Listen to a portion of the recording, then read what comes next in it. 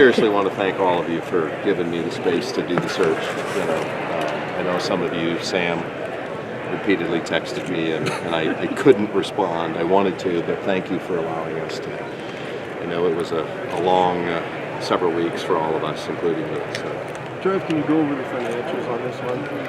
Yeah, I think it's, and I might misquote a few things, but it's an 8-year contract, $74 million. The contract's 90% guaranteed. There's some deferred comp that can be earned, I think, each 2 years at best. And we have a salary pool of $7 million. So it's really important to me that we have the resources necessary to go out and hire the very best staff that we can find.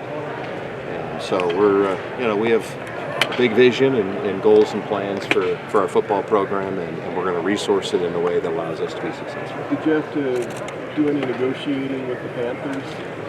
Yeah, this was, I don't want to get into all the details. I will say that this was a long and arduous process. And, it's hard enough to negotiate when between two parties, right? Two interested parties that involves agents and universities.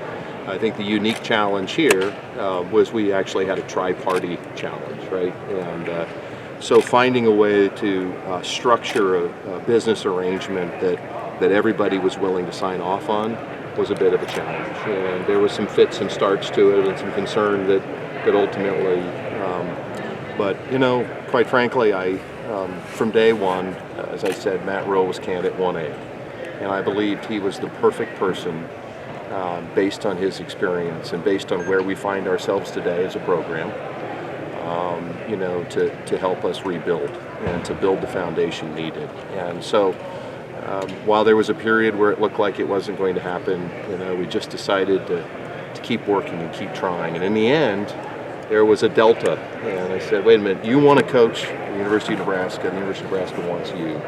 We're going to find a way to get this done. And so with the support of Chancellor Green and President Carter and our board, we're able to get that done. And I believe we're hired the right person for the right time for our university. When you let Scott go, Matt wasn't candidate for you. So what did the first month of the search look like? And on the day he got fired, how quickly did you call Matt? Well, it was very early, and the reality is while he still had a job, there were quite a few reports that he may have some challenges remaining in Carolina. So that was early on in the process of trying to assemble how our process was going to work. And I want to say the other thing, part of the reason why I'm very grateful to all of you for respecting our trying to do a search is it was really important to me that it be done very quietly and confidentially out of respect for Coach Joseph and their team. It was really important to me. When you fire a coach after 3 games, there's one of two things going to happen. It's going to be total chaos, drama, chaos. And that didn't happen because of our coaching staff. And so I just didn't want the search to be constantly put in our coach's face or our players. I didn't think that was fair to them. And so we tried to create a strategy where we could, go about our process, Sam, interview as many people as we could, get to know them. But very early on, once it became apparent that Coach Rhule was going to be available, and I took it as a bit of a challenge because everybody told me there's no way he's coaching this year. And so we had to find a way to convince him that he should coach this year and that this was the place that he should do it. And we're fortunate to be in the position we're in today. What day was the turning point, Trev, as far as just when it looked like you were going to get Matt Rhule? Was there a day that was the last week? We agreed at 11 o'clock Thanksgiving morning. So this was hard. This was really hard. And so, we won't go into all the details, but I will only tell you that it was a hard process, and I think Matt was determined to find a way, and I was determined to find a way. Trev, was Mickey ever under any serious consideration? Was he one of the 13? And did you talk to him? When you talked to him, I guess, how do you take it? He took it really good. Yes, Mickey, as we said at the press conference, he had the benefit of being a head coach for 9 games, and I continued meeting with Mickey weekly, and then ultimately, as a process, we sat down and he walked me through his vision. And Mickey's an outstanding coach, and he's obviously got a huge and bright future in the business, and we'll see whether it continues here. Obviously, Coach Rhule wants to sit down with him, but I have so much respect for Mickey Joseph and what he's done for our program. Our players do as well. But for me, looking at where our program is today, and perhaps some of its risk mitigation, if you will, having somebody that has built a program multiple times at multiple levels under difficult circumstances, Matt Rhule was the coach that was the most obvious choice for me. Trev, did you have like a final three? Would you characterize it that way? Well, you end up going through this process, and the challenge is you may have your, as you mentioned it, let's just say you have your A-list candidates, and so when I said 1A, that was always Matt Rhule. Can we find a way to get somebody like Matt Rhule to come here? And then there's other coaches that you think, hey, these are really good coaches. Let me tell you something. All of these coaches are great coaches, and they all have a tremendous amount of respect for the University of Nebraska. And then you have other folks that you're really interested in, but not sure how it works. What if the 2 or 3 or 4 people that you're really interested in either choose not to coach or go to take different jobs? So that's part of all the stress involved in as well, Steve. But all of them great candidates, wonderful people, and we wouldn't have talked to them if they weren't. They all could have done a really good job here. Hey Trev, I think Matt mentioned up there sneaking in here. How important was that for him and Julie to be able to see this place? And how did you do that? How did you pull that off? Well, that's why I mentioned my wife. My wife has been the superstar in this whole deal because she's been the one that was really good. So they flew in. I don't know exactly what the dates were, but my wife went to Omaha. They flew into Omaha, and they stayed with us at our house, and we were able to show them around Lincoln and the great state of Nebraska. It's just like recruiting. It was no different for them. If we get people here, they're blown away by Lincoln and Omaha and the state of Nebraska. And so I really thought, it's one thing to, see videos about our university. It's one thing to read about us, but you have to get them here. And so I thought it was important that early on, when I did Zoom calls with Matt, I talked to him several times, but I really wanted to get him here.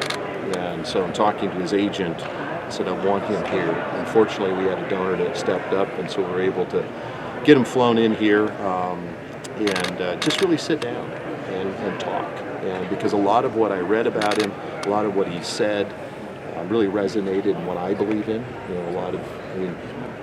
Those are authentic, genuine comments that he made. That's what I believe. That's what we believe that we need here. And so, when we were able to sit down and face to face and build that trust, I think that was a game changer for both of us. Not knowing all the financials, because I doubt that you're going to tell us about the Panthers issue, at least right now. But he's going to be a top 10 paid coach in the country. I mean, the market has kind of been crazy with college football coaches. I mean, did you expect to have to go this high to get Matt here? And do you expect any blowback from the public? Just saying that you guys have paid a lot of dead money, the other coaches. Well, I don't worry about blowback from folks. We're going to do the right thing, the best thing that we can to help position the University of Nebraska to success. There's no doubt about it. I mean, let's be honest. There's a power to you. Right? There's a power to. That's where we're evolving in college athletics. And it's certainly not to denigrate any of the other conferences, but that's kind of where we're heading. And I think you'll probably see the market shift for some of those coaches that you're mentioning in the Big Ten, even after the season. And so, look, at the end of the day, if we're going to be serious about having Nebraska football competing, at the upper levels of the Big Ten conference, there's going to be resources needed to acquire that talent. And so, well aware of that, and confident that Matt's the right guy to live up to it and earn that. How much will keeping Mickey be a joint decision? How much will it be left with the coach board? Well, it's really hard. It was certainly not a requisite of all the coaches. I did use that as part of the evaluation when I asked coaches. I asked them about what's their history been of retaining staff, and you could kind of get a sense for which coaches were a little bit more secure than others. But at the end of the day, I wouldn't have liked if Chancellor Green told me, Trev, we're going to hire you as the athletic director, but you're required to, hire and keep all these people. It just isn't fair. So all that I asked for And there's other people. It's just not Mickey Joseph. I think we have some really, really good people within our football program. Some of them aren't coaches. Some of them work in other areas.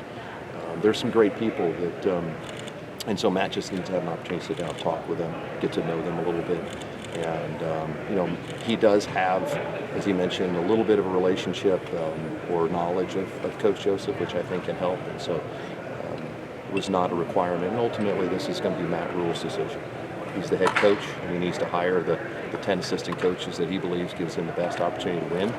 As you mentioned, Eric, I mean, there's going to be high expectations, right? When you compensate a coach and you have a $7 million salary pool, our expectations are going to be very high about output here. You mentioned Last question for Trev. analytics piece of it. What specifically